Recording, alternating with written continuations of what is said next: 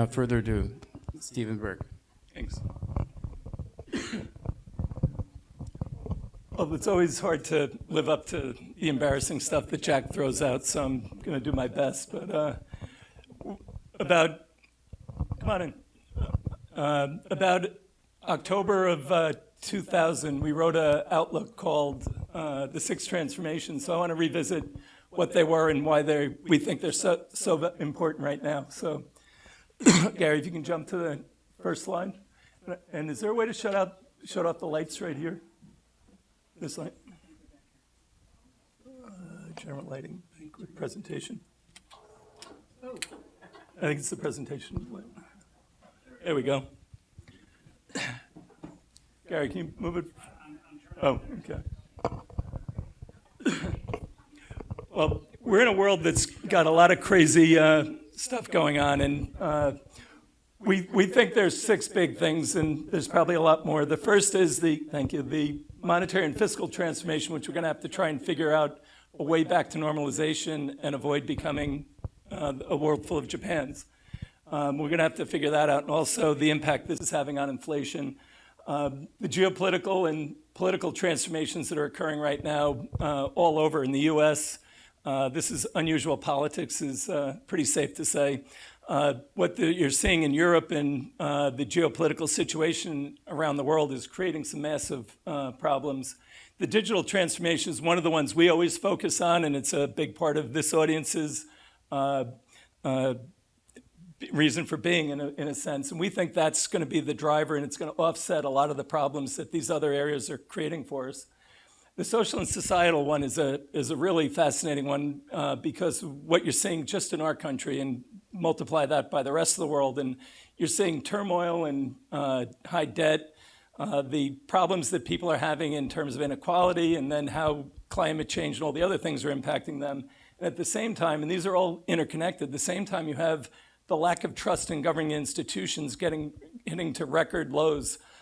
You have this combination, it's kind of a witch's brew of forces, and what's the outcome? Climate one obviously is on everyone's minds, and the big one, in my view, for solving the inequality is getting the educational system right, particularly for the young people in elementary school on up, and getting that right for the country. So you can go to the next slide, Gary. So the monetary and fiscal has been dominating a lot of what's gone on around the world over the last decade or more, since the financial crisis. But what we did from February to May of last year to expand the balance sheets, to do monetary and fiscal stimulus in unprecedented numbers. And just look at the US, 54% of GDP was what we spent in that period. Look at Eurozone, Japan, 74%. Even China, that number is probably not right for China. It's probably much higher because their debt to GDP rocketed during this period. And a lot of that is state and local governments, not the regional governments, not the big group. But you have a problem here that how do we unwind this? And how does this all play out? And can we unwind it? And do we end up in a situation like Japan, or is there a way to do it? And Eddie and I were talking on the way over.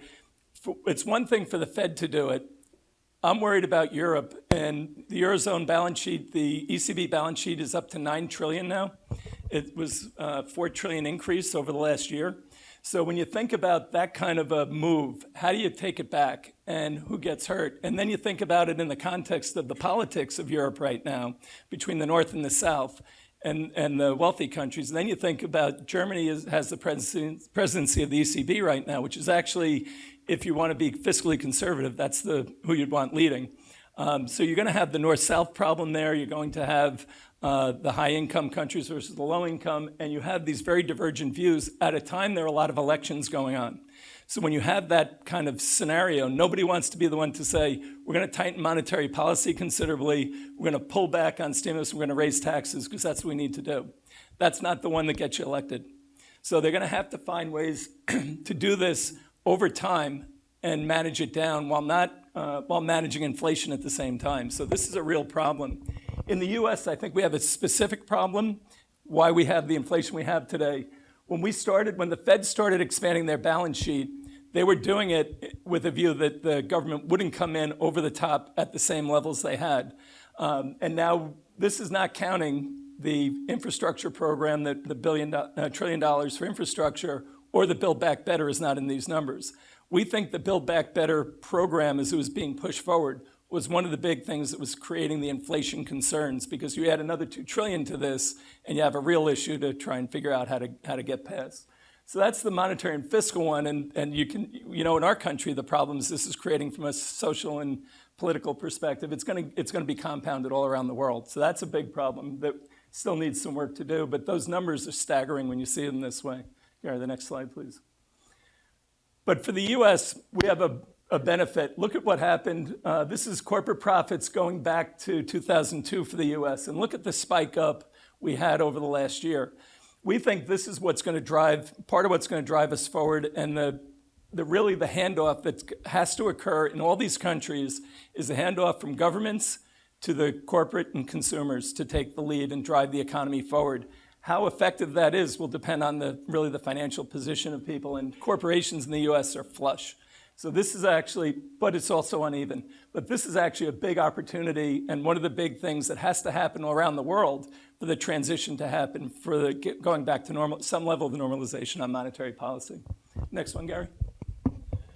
And that's leading to greater capital expenditures, which when you think about the period right after the financial crisis, look at how low that got, and then look at the acceleration after. And what happened as we started coming out of the financial crisis, companies had to redo their whole balance sheet and also their P&L to make sure they can deal with the stresses that were going on in the economy. Then you add to that, you had the pandemic hit, and that really got people on a path to really step up their capital expenditures. So they're doing this for a couple reasons: labor and also their input costs.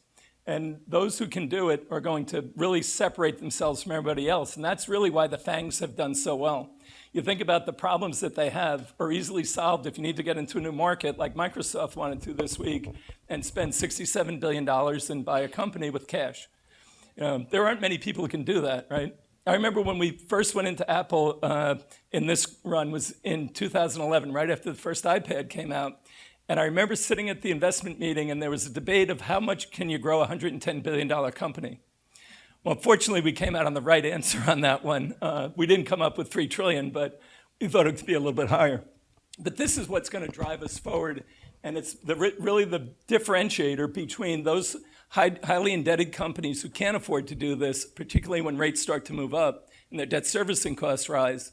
And this is going to be the answer, and why it's going to be more difficult for businesses that are caught in the middle. Startups are really big in the States right now, but the ones that are in the middle, there's a number that are in nowhere's land, and you see them in their numbers, right? That's why there are a number of value companies that have been valued for a long time, because they can't get out of their own way right now, because they don't have the financial wherewithal to do that. And often they don't have the vision to do it, because we are a very short-term oriented market. So that's a big problem. Next one, Gary. But what is happening, and this is a great chart on the introduction of robotics and how it's moving up and their projections for it to 2025. This is the labor issue being solved. This is the wage inflation being solved. And this is part of what we think differentiates this environment from the 70s. And I'll talk about inflation on in the briefing on Tuesday. But this change is what's driving it. And it's not just big companies. This is the restaurants are doing this now. Fast food places are doing it. You're starting to see this come up more. Another thing that's happening in the trucking area is they're lowering the age limit for trucking. So they can get high school students, because no one wants to go into trucking. If you're going to be replaced as a career, you're going to be placed by automated EVs. So this is a big change. And this is what we think is one of the big offsets for companies. If they get this right, they can really move forward. And it's interesting how it's being implemented. My brother's a senior financial guy at a tech company, and they brought in Accenture to help them start putting robotics into their areas. And Accenture charged a ridiculous amount of money, bought the robots, and they found out that they took a markup on the robots too. So the next division they went to do it, they bought the robots and then told Accenture to come in and help them. But be careful about that game. So if you're doing that in a company, make sure you get the equipment first. Next slide, Gary. But the climate one is also one that's quite perplexing, and it's about planning and the mismatch of the planning that's supposed to go into it and the ideology of what people want, how fast they want to make this climate transition happen. And what we're seeing with oil prices and natural gas prices is really a reflection of a desire to do something without the right preparation to make it happen. So what you can see is the demand for oil and natural gas, and this is from 2020 to 2045, is rising. Coal is going down. Nuclear and a lot of the renewables are rising, but it's a very interesting mix that we can't get away from fossil fuels the way we think we can. And therefore, a lot of the debate around this should be reoriented, in our view, to the right process to get where you want to get to, not the ideological view of we have to get there and it's right and we have to do it that way. I think you have to get there, but you have to work to get there pretty quickly. Next slide, Gary.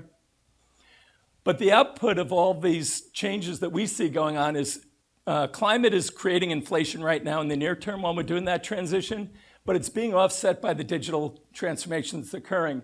So the top is basically how much more we're using how much faster the digital economy is growing from the overall economy, which is great because it's growing at a much faster rate, but it's also bringing prices down. And as we really ramp this up, we think that's going to continue to offset the inflationary pressures, and that's going to drive us forward. We think productivity is the answer. It's the antidote to inflation, and that'll help get us out of this problem the best we can. It's not going to be easy with the leadership that's going on. Next slide, Gary. So I gave you a very negative point of view, and I'm going to tell you why I am actually more optimistic about things than the headlines would lead you to believe. I think Jay Powell has done a really good job at the Fed, except he kept the foot on the gas pedal a little too long. And a lot of that, I think, had to do with the political uncertainty of what fiscal policy would be able to be put in to support the economy and how that handoff would go. So while he's taking the heat right now, I would direct it to the other people in Washington who have very low approval ratings. That's a big part of it. But the global system is slowing. The emerging economies are in a bad spot for most of them. China is slowing at a particularly fast rate for what they're doing, and they're bringing their spending into the country and targeting stimulus inside different areas of their country so they can keep the stability that President Xi needs to have his extended stay in power, as well. I also think because of what China's trying to do and manage through the Olympics, which is a big face issue for President Xi, and also to the next party Congress where he wants to be named for life as president, I think that's going to be a calming influence in a sense where China's not going to be doing the provocation that we're worried about with Taiwan. But I do think it's also going to slow down Russia. I don't think Russia is going to move during the Olympics because if he does anything to damage Xi's saving face, then Xi will take a hard view, and then who does Russia have for support in a very difficult political environment? So I think that's going to probably maybe push them off. I think he's going to keep doing what he's been doing, and I'm not even sure he's ever going to go in. There's a good chance he's just going to use the soft cybersecurity threats and the general threat to keep NATO at bay. Whether that's successful or not will depend on whether NATO can stay together, and you're already starting to see fracturing. The German chancellor was not supportive of even sending weapons and armaments to the Ukraine. So Germany's trying to stay out of it completely, or try and play both sides against the middle, I guess, for their own good, which is what leaders of countries do, right? Their job is to look at their country first and stay in power. That's what leaders are working for.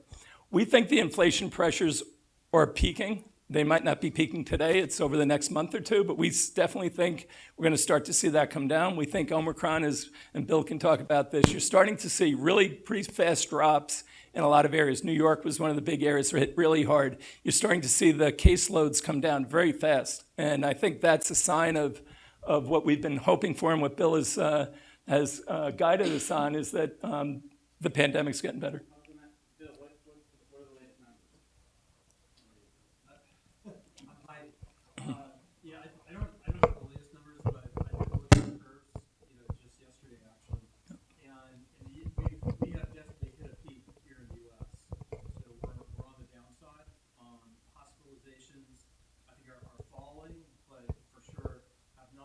Proportionally, have been about half of what we've seen, with Delta.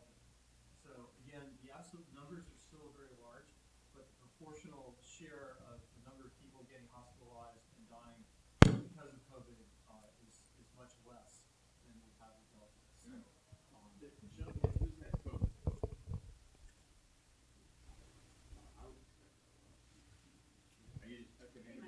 Maybe he doesn't know. So this health issue is actually a fascinating one because it's creating a lot of divergences between economies.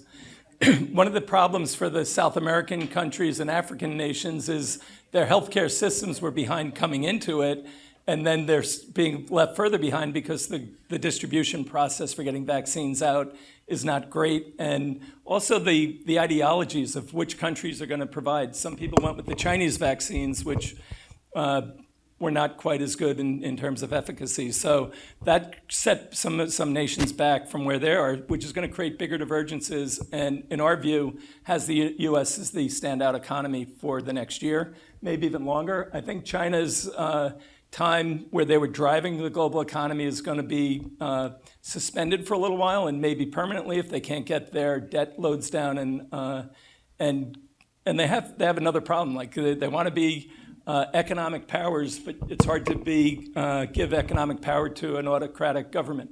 It's very hard for that to become the world's reserve currency and replace the dollar. People just don't have confidence to do that. So I think that's going to be an issue. Lastly, I think corporate earnings in the U.S. are going to be surprisingly strong.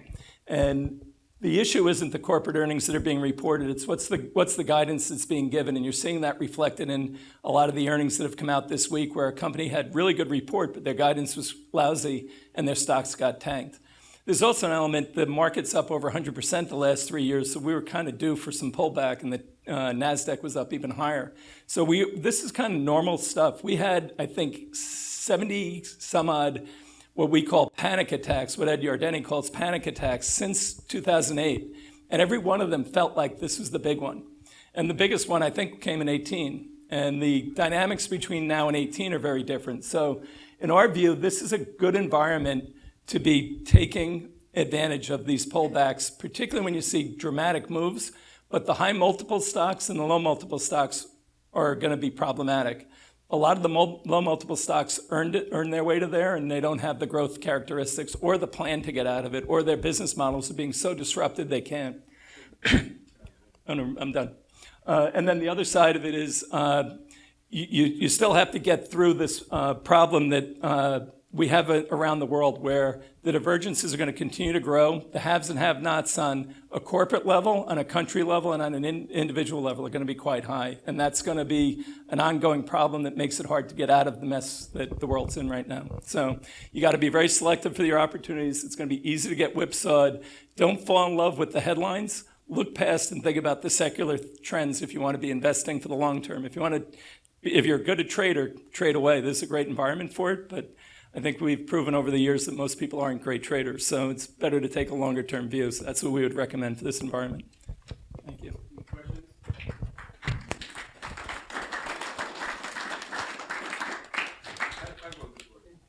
What about the hospitalization rates? What about vaccination versus unvaccinated? My understanding is it's mostly unvaccinated that go in the hospital. Yeah, for the most part, that I can't say specifically about that. I do know that the degree of severity is higher with non-vax. Well, I've just seen the numbers. The number of people going to the hospital unvaccinated is like this. Yeah. The number of vaccinated going to the hospital like this. Right. Kind of the interesting point to that is what happened in South Africa, which only had a 25% vaccination rate. So it almost didn't matter whether you were vaccinated or not. You can't compare that to the United States. It's a little different, but You can't compare that to the United States. But the issue I think that we've seen with Omicron is the vaccinated who are getting it, and you're not avoiding Omicron if you've been vaccinated. I think that'd be another question mark. How many people who were vaccinated and boosted got COVID? Those numbers are actually pretty high, but the severity is very different. So I think the issue is the severity versus the hospitalization rates between the two in this environment. In the Delta round, I think it was different, but I think, Bill, this one's a little different. Yes? Well, I think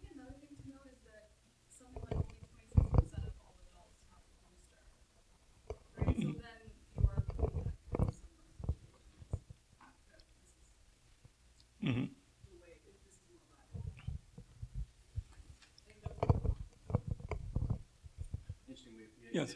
10 slides in one. This is one bullet. Yes. Yeah. Yes. I'm just happy to give my real life opinion of what's happened in Washington State over the past few weeks. My daughter was sick, and she actually was 35, but in the hospital, has had hip replacement, weird things, but she ended up in 2 different hospitals. So first, the chiropractor sent her to an ER, kind of up north, and maybe not the most affluent area. And she sat there for 3.5 hours, and she called, she's like, Mom, it's like a herbal temperate. Or some guy like came in, blew his fingers off the lady, like gave him a towel, said, go sit down, like. And so I said, okay, so I called around and I said, go home, tomorrow morning go to Overlake in Bellevue. There's like no wait, walked in, stayed 3 days. So I almost really wonder if this is a real financial issue versus a food, I mean, better healthcare, you know what I mean? So it's really a marked difference where I think. Vaccinations are free, right? but still. And if I don't think you'll get some arguments about vaccination or not, but I think the numbers are getting a little lower on who's resisting, but the resistors are going to resist. So, and we're going to get through this. I think what Bill's pointed out early on with Omicron was, whether they're vaccinated or not, they're probably going to get it. So then we'll get to herd immunity faster and we can move on. And I think that's what's happening now. And from our economic views, that's really what you want to focus on is are we going to have more shutdowns here or not? And I think that train's left the station, and I think it's going to leave the station for a lot of other countries too. Yes? Do you think China's slowdown is cyclical or fundamental? And do you think fundamentally when it creates distractions, Not this year. They're not going to do that this year. I do think it is. I think they have structural problems that they created over the last 10 years, and even part of the buildup before that. I think what they're doing now is pulling back in where the Belt and Road was trying to push them forward. That's getting very mixed reviews from the people who got the privilege of taking debt from them. The burden that they have is too high, and that's a problem, and it's going to take a long time to get there. They went from, I think, pre-financial crisis, 65% GDP. Now they're over 300. They were one of the biggest builders of debt in the last decade. So it's a big change. Yes? I'm actually curious about how this relates to China, your perspective on their zero COVID policies and its impact on their stability or economic. Stephen's going to be at dinner tonight. That's where you get to come away. Sorry. I can speak to you after. Right. I think Stephen was frustrated with parts of his pickleball game. He wanted to keep practicing it before it counts tomorrow. So again, we do this every Tuesday. He's been great for our community to interact and answer all questions, and he'll be at dinner tonight. We're going to switch over to Naples. I think, Jeff, you said it took 30 years to be convinced to move here? 33 years ago, Cheryl suggested I move here. I came down, checked it out, and the place is so much different than it was. But So, you had the foresight, I didn't. so every city we go to, whether it's Chicago or Detroit, we have lieutenant governors, and we almost had the mayor. But we'll be back, and for now, I think it's really fitting we're here at your offices, Cheryl, that you have been developing this area for decades. And so if you could share your perspective, and back to pickleball, is Bob here? You're going to come up here and tell us what is happening in this beautiful area of the country and world. You want to kick it off, Cheryl? Whatever. Go ahead. Ladies first. Thank you. Well, hello. My name is Cheryl Deering, and I work with John R. Wood Realty, or Properties. We changed our name, John R. Wood Properties. I run the division for new construction and developers. Phil Wood and I had a discussion in 2012. We were coming off a really bad downturn, and we had a discussion that a lot of builders and developers were trying to come into Naples and find parcels of land, infill basically, and I would do new construction and represent them. What we didn't figure on is that Lennar and D.R. Horton and a lot of the nationals showed up with cash and bought up a lot of the infill product. So there were a few and far between large developments that needed our help, and that's what we survived on for a couple of years. Recently, we ended up with many more opportunities, and now those opportunities are starting to drift off because of our lack of land. So the organization or the division that I run is called JRW Developer Resources, and we pretty much do everything from permitting to land acquisition all the way through to building the product, and then we market it and we sell it. So, and it's all pretty much all, is not too much commercial, mostly residential. In the next 2 years, the division will do just under $1 billion in sales. John R. Wood is #1 in Southwest Florida, and they now do about $4 billion this year in sales. So we live in a sleepy area and a much smaller. What does that compare to like the last 5 years? Well, this year we're up 24%. The average Southwest Florida home went from I have some of these for you if you'd like them. Went from 541, I think. Hold on one second. 518 to 641 in 1 year. Now, 7 years ago, we were at 408, so 408 to 518 in 6 years, and 518 to 641 this year. So Naples is up 29% in 1 year, and Southwest Florida 23%. The amount of land, as I said, the amount of land here is few and far between for parcels, mainly because although Collier County is the largest county in Florida, most of it is the Everglades and panther habitat. So there's no development out much further than 10 miles east of I-75. That's forcing us to go north because the beach is going to still attract everyone. So we're going north. Sarasota is in the same boat, and they're coming south, and they're kind of meeting in the middle. So the entire Platinum Coast right now is what's really hot. And in fact, we're going an hour and a half north of here. This company's never been anything other than the local realty company. And we've got developments. Jeff is actually helping me with a development in Placida, Florida, which is off of Boca Grande. So it's about an hour and 20 minutes north of here. So we have, 375 single-family lots up there. In a division that general development came in the 70s and parceled off 25,000 lots. And they sat. And in those days, they used to sell them to little old ladies in New Hampshire for $25 a month. Can't do that legally anymore. And we're in a subdivision. Our 375 lots are in a subdivision of 4,700 lots that are platted, infrastructure, roads, sewage, everything's in, and they've been sitting there for 25 years and being maintained by the counties. So that's now a perfect place for growth. Punta Gorda Airport, it's becoming a huge airport with direct flights from major B markets, really, like Grand Rapids or Cincinnati. There's not, and they're direct flights.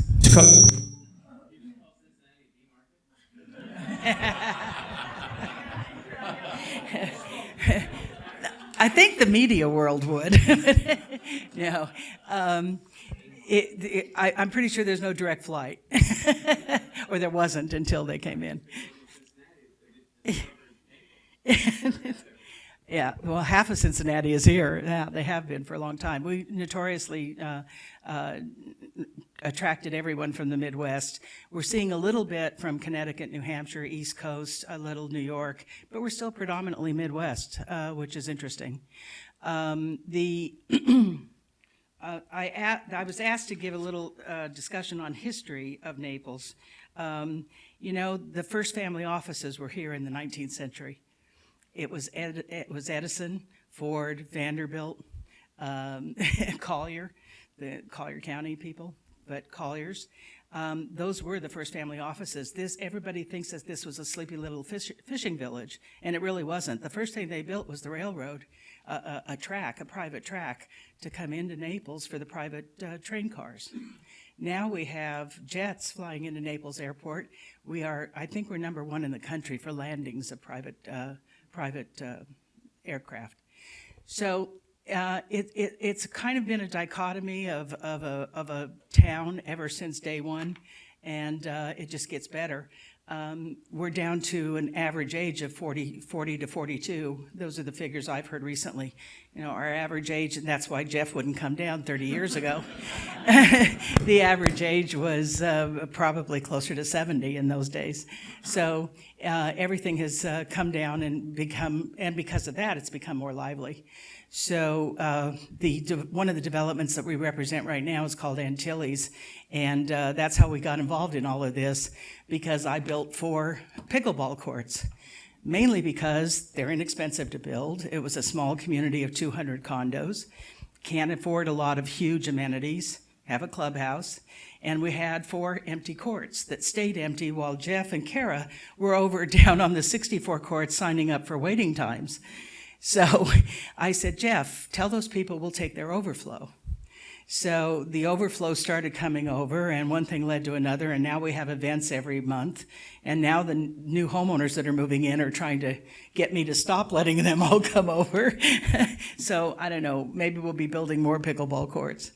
So that's just in the last year, right, Jeff? So anyway, so I don't know that I know a lot of the history, but more so the recent history. John R. Wood, who died last month, he was 96 years old, still working every day,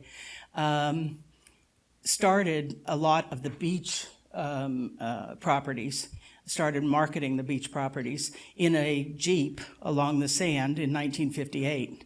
There were no high-rises, none of that. So he worked his way up he was the president of the National Organization of Realtors. So he was quite active in Washington as well in the lobbying of the real estate industry. So in fact, across the street, we have a museum with a lot of pictures of old Naples before Donna, before the last big, huge hurricane. So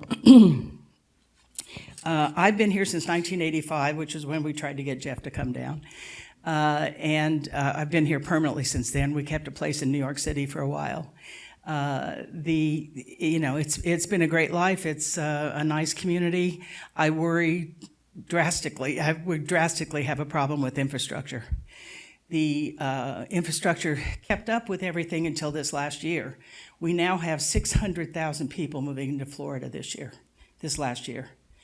And I think of all the places, some of the outer areas are okay, but of all the places like downtown Naples, the infrastructure is really going to be tough to keep up with. Monetarily, counties never had more money, never had more money in their lives. Don't know where to put it because the real estate development has fostered that and pushed all of that, but it is really difficult to keep up with the infrastructure.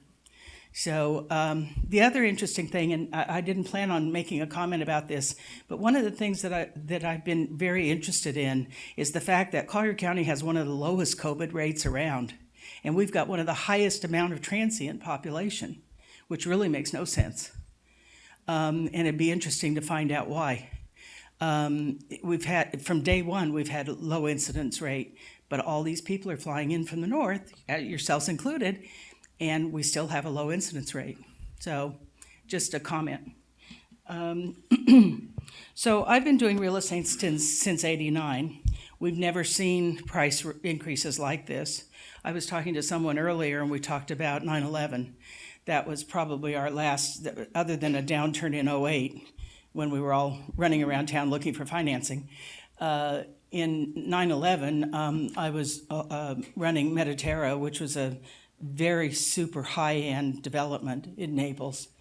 And, we watched it happen, and it was, we might as well close up. We're not going to do any business. And it was the next year was the biggest year we had in super high-end, $4 and $5 million houses. A lot of people came down from the north. This feels the same way in this last year, only more so in Naples, because I think a lot of people do want to move down here. They just don't want to, and I don't think it's all COVID related, but they certainly don't want to fight the snow anymore. We're seeing a lot of that. Right now, we are down in listings. We have a 0.6 of 1 year supply. which is the lowest ever. We're used to running 7,000 to 8,000 listings. We're running under 2,000 listings right now. So, and I don't think that's going to get better immediately because a lot of those people aren't listing their homes because they have nowhere to go. We've got more rental properties being built here than we ever had, but I don't think it can even keep up with the absorption. So that's just a small snapshot of what I do and the 7 developments that my division runs. And I'm happy to answer any questions of, yes, sir. What mortgage rate do you think will slow down the buying? How much do rates have to move up before you see buying slow down? The mortgage rates have never, ever affected us that much. Now, keep in mind that most of the time I've been in luxury market. So most of the time I'm probably doing 80% of everything in my whole life has been cash. That doesn't say that somebody won't go to Merrill Lynch and get a mortgage later. We've done more business this year because the money was so cheap. I mean, everybody was buying. But it was very difficult for realtors in this town who have absolutely no experience in financing, trying to guide their clients. And I make a general statement just because it bugs me, but they really haven't had a lot of experience in it. And and it's been a challenge with financing. But for the most part, most of the things that I'm in are cash sales, and I haven't seen anybody worry about that. We are starting a new development as of next Wednesday. Actually, we're breaking ground on a development that is for basically the essential worker level of income. It's not low income. It's a level above that. But when I have an investor who heard that the 65% of the nurses at Naples Community Hospital were driving from Cape Coral because they couldn't afford to live in Naples. And a lot of them even turned in signing bonuses and quit their jobs because they couldn't handle the drive. So we found a parcel of land, and he basically took very little profit on it as far as the pro forma, just to get that housing up and running, and they'll start at $369,000. That's considered, I mean, the number of phone calls we've had, it'll be sold out in 2 or 3 months. So, excuse me, I had a cold. You have to explain to everybody today. Otherwise, they look at you like you're Typhoid Mary. So, No coughing, anybody. yeah, that's right. By the way, the governor of Ohio references that problem with Florida. We don't have the weather, but you don't have to commute 2 hours to work. That's right. Yeah, that's right. And it's especially bad in a place of wealth and luxury properties like Naples. Because there's just not enough land. The piece that we're breaking ground on is 4 minutes from the hospital and the sheriff's office and the fire department. So we know that that's where we're going to be drawing from. And we have, PERS approval and 0 to 3% down. And it's the first time I've seen luxury agents sitting on a site that they're really going to have to deal with that. So, and it's a little different. I'm sorry. We should give Bob a few minutes and then. Sure. And then do more questions. Absolutely.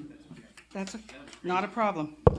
I have the market snapshot, if anybody wants copies of it. I just didn't have it on screen. So much.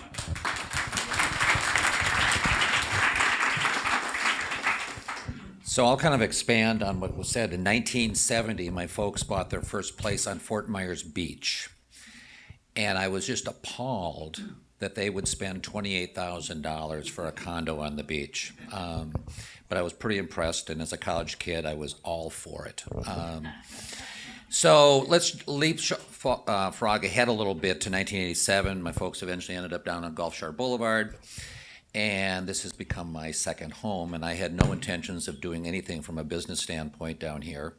I viewed Naples, Florida as a place to get away from business, to unwind, not worry about networking, not worry about no one knows me. Actually, I kind of liked the fact that no one knew me. And out of, like a lot of things in life, things happen by accident. I don't know if it's serendipitous, but I fell into pickleball by a female relationship up in Minnesota. I thought, well, this is a strange game, kind of fun. I lived in Minnesota. We were playing on a gym floor. I thought, if I'm going to learn this game, I got to go someplace. And I decided the most logical place for me to go would be Naples, Florida, because I had a place to live. And I discovered this little complex out in East Naples that had a few courts, and I started taking lessons and became really intrigued by the fact that this was a county-owned facility run by a private individual.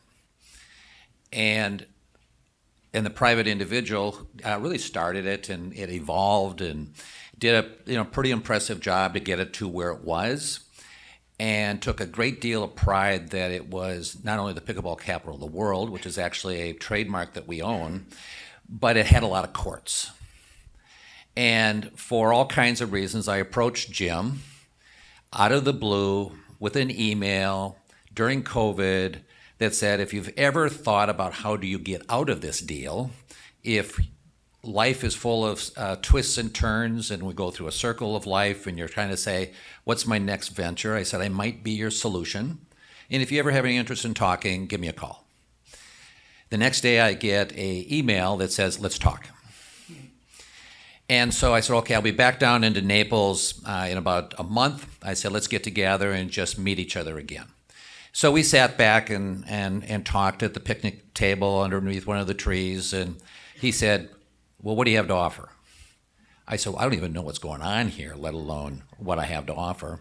I said, I really need some information. I said, but my interest is doing something in addition to what I'm doing in Minnesota. And I said, I just need information before I can tell you what I have to offer, because right now I know nothing. And so we chatted about life and stuff and his ventures. And I went back to Minnesota, sent him an email listing about 37 things that I wanted. Most of them I laughed because I thought there's no way he's going to give me this stuff because he just met me, ranging from financials to contracts to fee structures to intellectual property. I mean, all that kind of stuff. And he says, I'll get back to you. A week later, I get a package that had everything. And I thought, oh, he's interested. And then after I looked at it and we chatted a little bit, he said, oh, by the way, he said, we probably should have a confidentiality agreement. I said, the order is a little backwards. But I said, sure. I said, there's nothing really that confidential. So I wrote it. And he signed it. And 4 months later, I owned it. And I didn't really know at the time what I just did, but I thought, this is pretty cool. I've always liked athletics. I was a racquetball player. I was a competitive badminton player. I played soccer. I thought this will just really be fun. Retail, and that's no big deal. I mean, I can figure this one out. And I took over in December. And they said, it gets pretty busy around here during season. I said, yeah, that's fine. I didn't really quite know what they meant by getting busy. And as you all know, you sometimes don't know what you bought till you bought it. And I discovered that there was a reason why he wanted to get out, but there was also a reason why he wasn't going to go any further, because he absolutely felt that he had a place that had, at the time, 56 courts. No one in the world had 56 courts. We are so good because we got 56 courts. We are the pickleball capital of the world. So one of my very first staff discussions, he had a staff of 5 people. We have now a staff of 26. And I made a commitment that I said, if we are going to be the pickleball capital of the world, then we're going to look, smell, and operate like the pickleball capital of the world. Kind of a novel approach. And 2 is, there is going to be the day that someone's going to have more courts than us. So we have to be defined by something other than 64 courts. And so our whole mission was we have to be member-centric, and I had to surround myself with a lot of outstanding people that were better than me. Because I learned a long time ago that it's not what you know, it's who you have around yourself to help you guide through the really tough decisions and to educate you on the process of how to be really good. And we are absolutely committed about being good. And my conclusion today, after 14 months, is yes, we play pickleball. We are not necessarily spending any time looking for more players. We have 66 courts. During the mornings, every single court is filled for 4 hours with 100 to 200 people waiting to play. So the question is not how do you develop more customers? The question gets to be is how do we serve them properly? And how do they want to stay with us over long term? And that is by developing a community that has value beyond just courts. So we've now been fortunate enough to have outstanding people. Our directors of training and development are two ladies actually from California. They're the winningest doubles women's champions in the history of the game. Hall of Fame players, wrote the book, History of Pickleball, Jennifer and Alex. So they're guiding me through this search of trying to be really good. And I discovered them because I started asking people around, I said, who are the most outstanding people that you know that are unbelievably respected that would be interested in an intriguing opportunity? That was it. And they said, well, what are you looking for? I said, I'm looking for the most outstanding people you're looking for that have impeccable integrity that would be interested in an opportunity. And they said, well, we got these two people out in California, but they wouldn't be interested. I said, no. I said, I didn't ask you for your assessment of them. And so I called Jennifer. I sent Jennifer an email, talked to her. They were here for the U.S. Open. 2 months later, they said, we'd love to do it. And I said, okay, we'll figure it out now. But then we also needed someone to be kind of, I'll call it feet on the ground, because they were going to be in California. They were only going to be here 5 or 6 times a year. And so I went through that exact same process. I said, we're looking for some of the most outstanding young pickleball minds. And I ultimately ended up with Michelle Escobar, ranked in the top 5 of the world in singles and doubles. Her friend, partner, Rob Cassidy. So they are our resident pros and co-directors of our on-site directors of training and development. Outstanding people, know more about pickleball than I'll ever know. And then I built from there because there were a lot of things that we need. And my intent was never to work 14-hour days. That was not my intent. My intent was, how can I create a management structure that they would run the company like it's their own, empower them so they could make decisions, give them authority to make decisions, just tell me the decisions they made. And if I disagree with them, then we'll talk about it so it doesn't happen again. And so we have 7 operational people who have directors of well-defined areas, who have a common mission to be member-centric, to be of service, and make everybody feel welcome on the facility. We have 75 ambassadors. They're volunteers.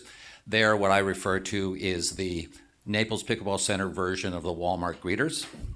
They wear bright orange shirts that say ambassador. I refer to it as the coveted ambassador shirt because everyone wants one. And their role is to make everyone feel good and feel welcome. And so everything that we're doing is designed not to necessarily attract more people, but to develop relationships much like we have with Mark and this group. We have outside groups that are starting to say, how can we incorporate this crazy game of pickleball, which is fun, but it's also an opportunity to interact with other people. And the other day I had someone come to me and says, I've just learned the game. I'm having so much fun. I'm meeting so many cool people. I've met people I would never have met if it hadn't been for being here. We had an event at Anchor Lab, which is a local brewery on Bayshore. We had 250 of our members there. We had music. We gave them free beer, which is really why we had 250 people there. But people walked away and said, this place is more than pickleball. And we have lots of members that play from other communities, not because we have pickleball courts, but because we've developed an atmosphere of really talented, caring people to drive the business. So that's us. And we're doing everything we can to expand our image of being beyond just pickleball. Question? When are you starting to serve beer at pickleball? Interesting question. They're building a new pro shop welcome center that's actually going to triple the size of our pro shop. There's going to be a food and beverage side eventually, which I've already raised my hand. I'd be happy to be the one that does it. And I think that just has to be a dimension, and the facility has been designed to facilitate F&B. So there is a waiting list. The unique thing, as I said, this is county county-owned, and every capital expenditure, as a general rule, is county money, so you have to go to them and justify it. When I bought the business, there was zero analytics. When the question was, how many people are coming here to play pickleball from outside of Collier Reserve, the previous owner would say a lot. Okay, so can we get another $1 million? It doesn't work that way. So we're developing analytics now so that we actually have a story to tell that says that there's a reason for the county to want to invest back here. Because this, for the county's perspective, this is an economic development project. They could really care less about the social aspect. They want to know how many people are coming into the area to play pickleball. Back there, Jack. Amazing how I got to know your name already by that introduction. Where are your comps if you were to articulate the top 5 in the world? And this is one, obviously. Where are the other 4? And how would you compare and contrast this one with those? That's kind of like the question where the county asked me, they said, because we want to have a fee increase, and they say, develop a fee study to compare other pickleball facilities in Florida that have comparable facilities and comparable fees. And I said, well, you county tell me which facility in Florida that has 66 courts, has 9 teaching pros, has outstanding people from all over the world coming here, and they said there aren't any. And I said, okay, I can't develop you comps. Indian Wells, which is probably the biggest, but that's a tennis facility. I mean, like really a tennis facility. There's no comparability. That's what makes it so difficult, is that the comparability is not available. It just isn't. So we hope that someday people compare themselves to us as opposed to us comparing to them. And we just start doing what we think we have to do. I know this guy's not bad. I was supposed to be on the program at 2:15. Any other general questions? It's really fun. Love to be involved with you more often. And thank you, Mark, for the opportunity. Come join our 361 Firm community of investors and thought leaders. We have a lot of events created by the community as we collaborate on investments and philanthropic interests. Join us.